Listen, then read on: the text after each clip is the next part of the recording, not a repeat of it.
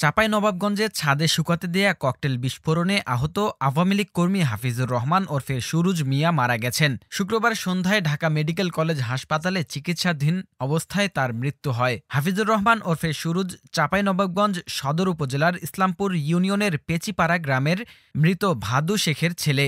মৃত্যুর বিষয়টি নিশ্চিত করেছেন চাঁপাইনবাবগঞ্জ সদর মডেল থানার ভারপ্রাপ্ত কর্মকর্তা মোহাম্মদ রইসউদ্দিন।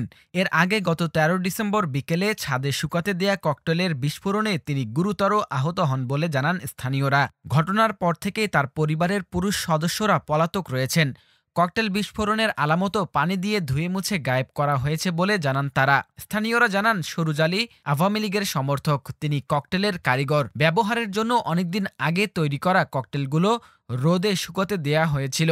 শুকানোর পর সুরুজ ককটেলগুলো ব্যাগে ভরছিলেন, তখনই বিস্ফোরণ ঘটে। তার মুখমণ্ডল সহ শরীর ঝলসে যায়। এরপর পরিবারের সদস্যরা তাকে চিকিৎসার জন্য চাঁপাইনবাবগঞ্জ জেলা হাসপাতালে ভর্তি করান।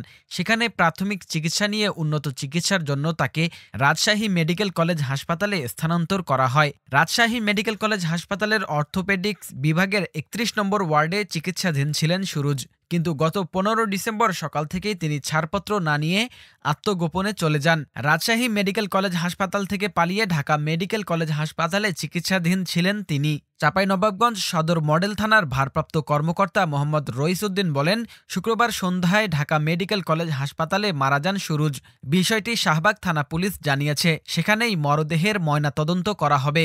ওসি আরও জানান, মৃত্যুর ঘটনায় সদর মডেল থানায় একটি অপমৃত্যু মামলা দায়ের করা হয়েছে।